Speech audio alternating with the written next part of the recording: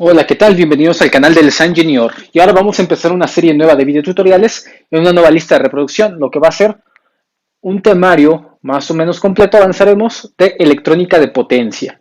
Esta materia muchas veces es empleada, lo que viene siendo en electrónica orientada hacia sistemas de potencia, también muchas veces en instrumentación industrial y en otras áreas como puede ser electrónica de comunicaciones. Entonces, ¿qué libro me voy a basar en toda esta teoría básica? Esta es la introducción. El libro en el cual me baso se le conoce como Electrónica de Potencia, Circuitos, Dispositivos y Aplicaciones. Es esta muy buena edición de Muhammad Rashid. Es un libro muy completo y sí un poquito más complicado, ya no es electrónica tan básica. Muchas veces este libro incluso es tan bueno que logran utilizarlo en maestrías enfocadas a electrónica de potencia o instrumentación. Entonces, ¿de qué trata la materia? Bueno, electrónica de potencia va a tratar de distintos elementos, como lo pueden ser diodos, triacs, transistores, SCR, MOSFETs, transistores con puerta aislada. Y estos elementos me van a formar ciertas máquinas eléctricas. Una de las máquinas más empleadas es la primera que tenemos aquí, rectificadores de diodo, que todos conocemos de electrónica básica. Aparte de eso, el estudio de electrónica de potencia basa y centra mucho su atención en cuatro tipos de convertidores básicos. Estos convertidores se les conoce como conversión de la energía eléctrica. También muchas veces hay una materia así, convertidores o conversión de la energía eléctrica. ¿De qué se trata la conversión? Bueno, se pueden formar cuatro tipos de máquinas muy simples. Convertidores que hagan de corriente alterna a corriente directa, entre corrientes alternas a distinto nivel o a distinta frecuencia, entre corriente directa a distintos niveles de voltaje y de corriente directa a corriente alterna. Los primeros son los muy conocidos. ¿Qué hacemos cuando tenemos corriente alterna a corriente directa? Metemos un puente rectificador de diodos, se le conoce como rectificador controlado. ¿Por qué? Porque nada más vamos a meter diodos. También podemos meter SCRs, que sabemos que son rectificadores controlados. Entonces la señal puede salir todavía mucho más controlada. Puedo variar todavía el nivel de voltaje al cual quiero rectificar. La siguiente máquina que se conoce es de corriente alterna a corriente alterna. Los voltajes pueden cambiar, pero sobre todo aquí la frecuencia es la que va a cambiar. A este tipo de máquinas se le conoce como onduladores. Otra máquina es de CD a CD, es decir, cambiar los niveles de corriente directa a corriente directa de otro nivel. Se le conoce como recortador de voltaje o también regulador de voltaje. Y finalmente, uno de los más comunes empleados en motores eléctricos es los de CD a CA. Estos se les conoce como máquinas inversoras, ya que invierten la naturaleza de corriente directa, la transformamos en corriente alterna. Y estas son las cuatro tipos de máquinas de convertidores. De hecho, en cada capítulo de esta materia se va viendo cada uno su análisis y su diseño. Y otra de las aplicaciones, obviamente tipos de circuito que podemos ver, son a estos elementos que tenemos como SCRs, transistores de potencia, etcétera, los podemos también emplear como interruptores estáticos. Esto es que si yo quiero controlar una carga como un simple motor, como una lámpara, algo que se controle o que quiera yo controlar a alta potencia, necesito un circuito de acondicionamiento de baja potencia para poder controlarlo. Entonces, esto de acá se emplea mucho en lo que son elementos como, por ejemplo, dimers o un dimmer, lo que se conoce en inglés, que son reguladores de control de fase, de voltaje. También pueden controlar, como habíamos mencionado, máquinas eléctricas, es decir, motores eléctricos con un pequeño circuito de corriente directa que me acople a uno de alterna. Entonces, si no quiero colocar relevadores, que son elementos electromecánicos, sabemos que los relevadores tienen un buen control, un fácil control, pero su desventaja es que su número de maniobras y también su desgaste electromecánico hace que el relevador, un relevador de estado sólido simple, a lo mejor logra hacer unas 60.000 maniobras antes de que ya empiece un desgaste importante. Sin embargo, estos dispositivos no tienen desgaste electromecánico, entonces permiten más de 1.000.000 a 3.000.000 de maniobras. Y es por eso que son los preferidos elegidos al momento de diseñar un circuito electrónico. Ahora, en el siguiente video comenzaremos el diodo rectificador. Analizaremos primero cada uno de los distintos elementos, hablaremos de sus características, para después pasar, ahora sí, al diseño de circuitos más complejos. Si les agrada el video y les importa esta serie de videos de electrónica de potencia, suscríbanse al canal, compártanlo por las redes sociales y regálenos un like. El primer circuito que se analizará en electrónica de potencia son los llamados rectificadores de diodo. Aquí está la topología o el circuito, si nos damos cuenta es exactamente igual a lo que se conoce como rectificador de onda completa, ya que posee dos diodos, y este es un circuito que prácticamente en su análisis es un convertidor de corriente alterna hacia corriente directa. Se le conoce rectificador. En sí la señal de entrada, que es esta, que es de corriente alterna, prácticamente vamos a ponerla, esta de aquí, esta señal será Bs, B de fuente, y esto siempre va a responder a voltaje máximo seno de omega t para nosotros en el estado senoidal permanente. Entonces, la señal que entra, alterna, sale totalmente rectificada únicamente en un solo ciclo. En el ciclo positivo trabaja el primer diodo D1 y en el ciclo negativo el diodo D2 es el que trabaja y polariza en sentido contrario a la resistencia de carga.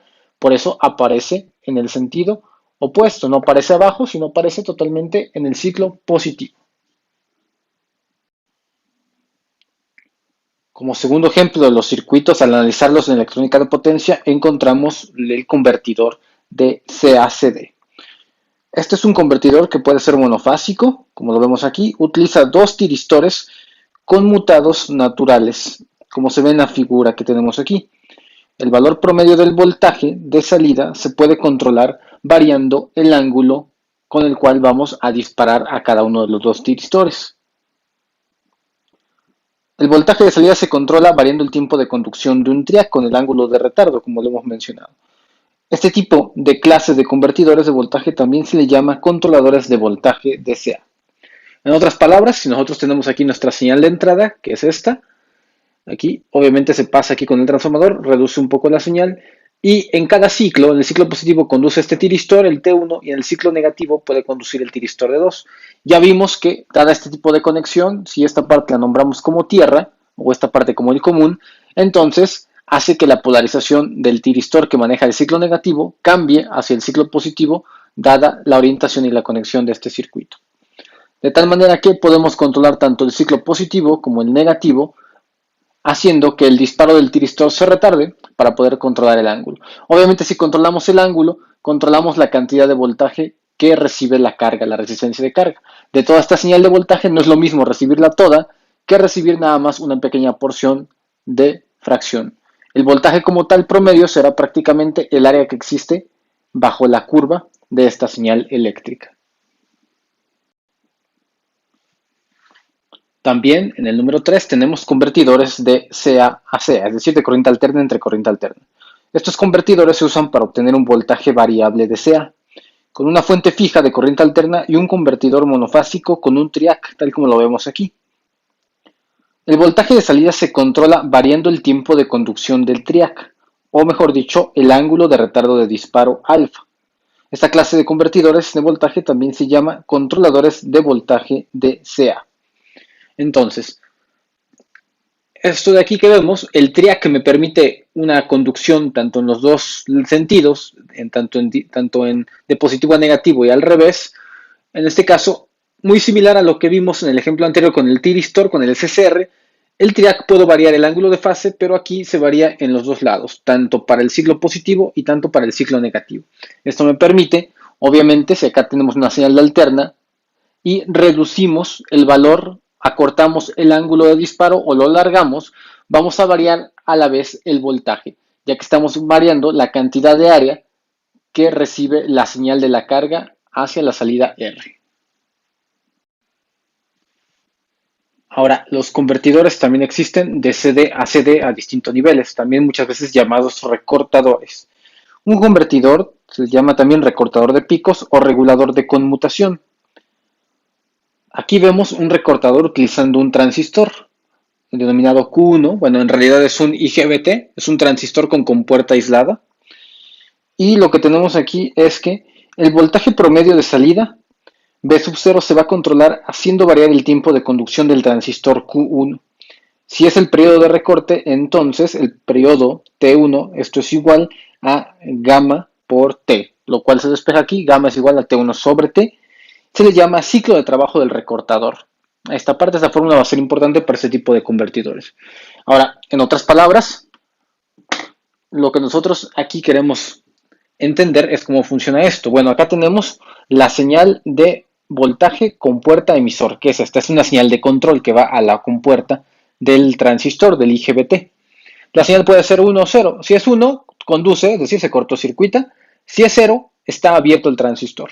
Entonces vamos a ver, ¿qué pasa cuando es 1 la señal? Bueno, pues si acá es 1, significa que aquí va a haber, ¿sí?, entre esta porción, va a haber una ligera caída de voltaje, que va a ser el voltaje colector emisor, que todos conocemos.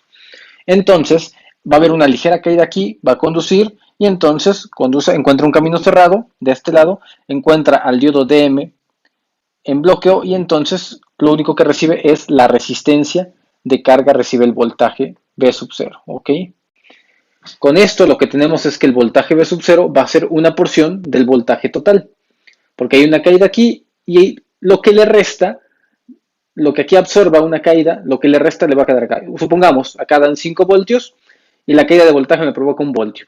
Entonces la diferencia va a ser pues 4 voltios que le queden a la resistencia. Entonces de estos 5 voltios se está recortando a 4 voltios. Por así decirlo, nada más en un ejemplo.